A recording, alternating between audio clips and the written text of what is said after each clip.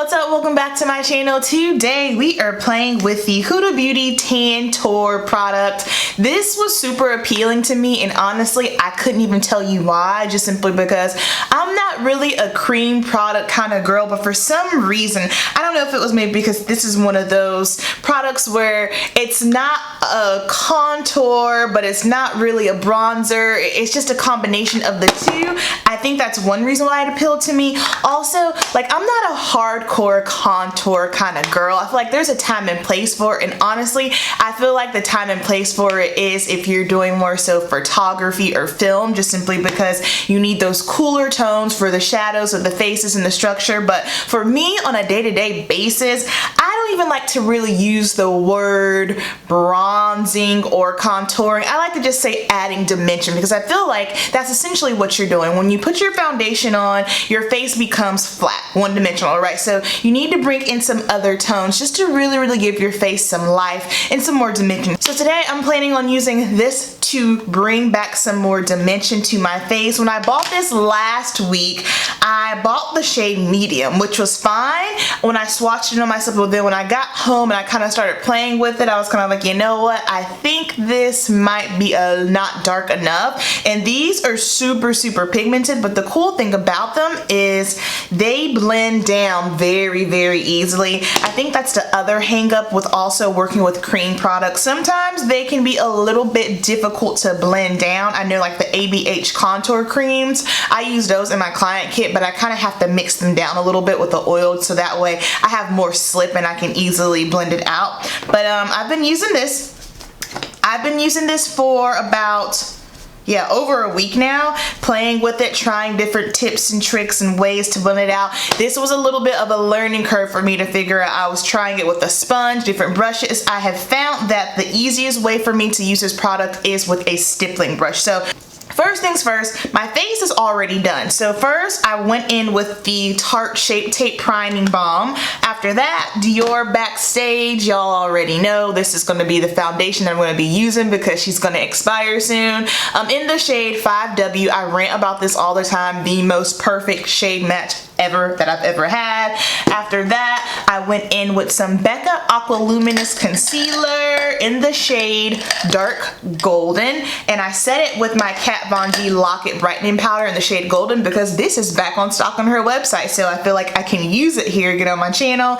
Then after that, I went in with Deepest Dark Mineralized Skin Finish and set all over my face, and then just in certain areas I did go in with my Sacha Buttercup powder. The reason being why I wanted to use this was just simply because I didn't want to get too heavy-handed with my translucent powder. Sometimes I feel like I can go in way too hard and it's just not very flattering on my skin. So that is why I went in with this first, and then in any areas where I feel like I need a little bit more oil control, we'll hit it with the Sacha Buttercup powder. So let's go ahead and get on into this. I'm gonna zoom y'all in a little bit closer. So I'm just gonna take my stippling brush, and what I do is I just kind of dip it in, and I'll just kind of swirl it on the back of my hand first, because I had the tendency of grabbing too much at one time. Now this isn't a product that's super creamy or slippery. It is a legit cream to powder.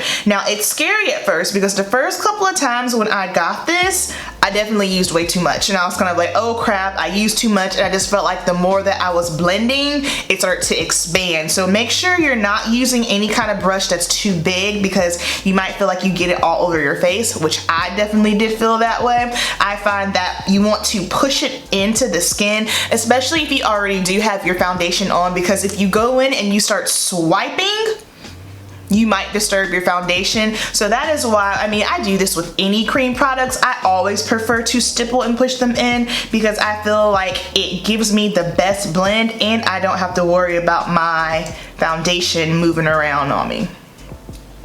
And I already set my face with powder, so this is just going on right on over it.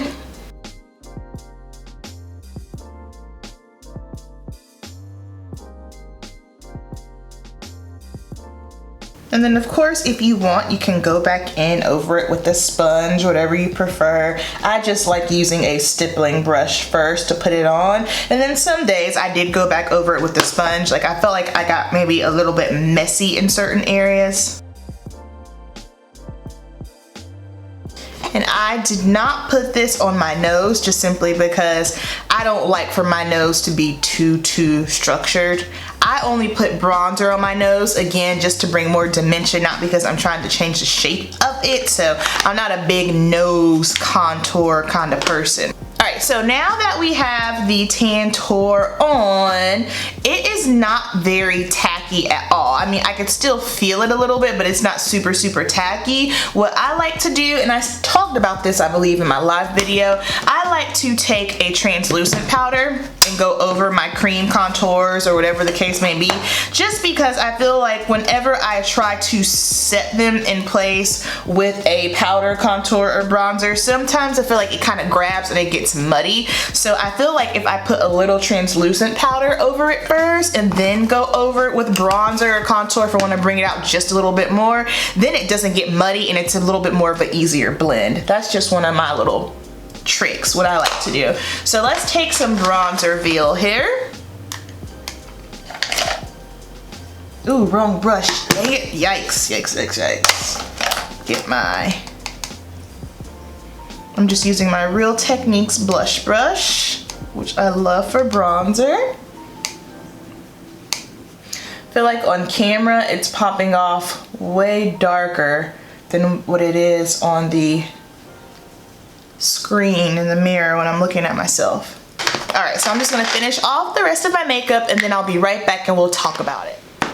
All right, I am back. The rest of my makeup is done. I just finished off with my Charlotte Tilbury Cheek to Cheek and Sex on Fire. A little bit of Mercier Glow. On my lips, I have on MAC Powder Kisses in Impulsive, topped off with Bite Beauty French Press Gloss and Salted Caramel. So let's get back down to the nitty gritty. Do you need Huda Beauty Tantour? No, you don't need it. And here is why I don't feel like you need it. Is it a bad product? Absolutely not. Is it the worst product I've ever used? No. My thing is, I feel like I can get the exact same look with powder, and it's quicker and it's easier. Now, is this hard to manipulate? No, but for me, I feel like it was a little bit of a slight learning curve.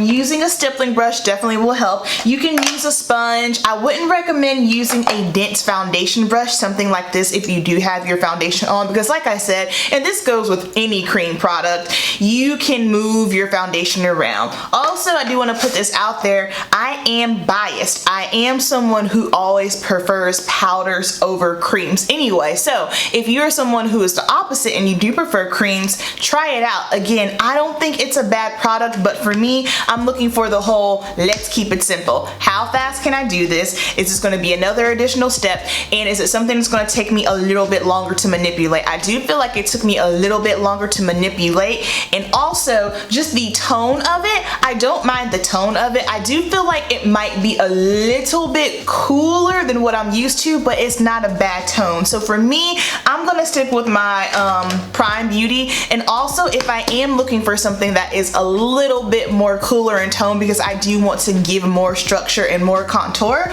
I would use my Urban Decay Naked Shapeshifter. This is a product I talked about before. I feel like it is heavily slept on. This shade right here, it doesn't look like it's dark enough, but if I'm looking for a contour, this is the shade that I would go for. So those are going to wrap up my thoughts on the Tantour. As far as how it wears fine. It stayed on all day. I didn't have any issues with it coming off. All right, so I'm at work and I just finished my last client of the day. I just wanted to show you guys what this is looking like, because I know someone's gonna want to know how long it lasts. It's currently 7:06. This has been on since 10:30.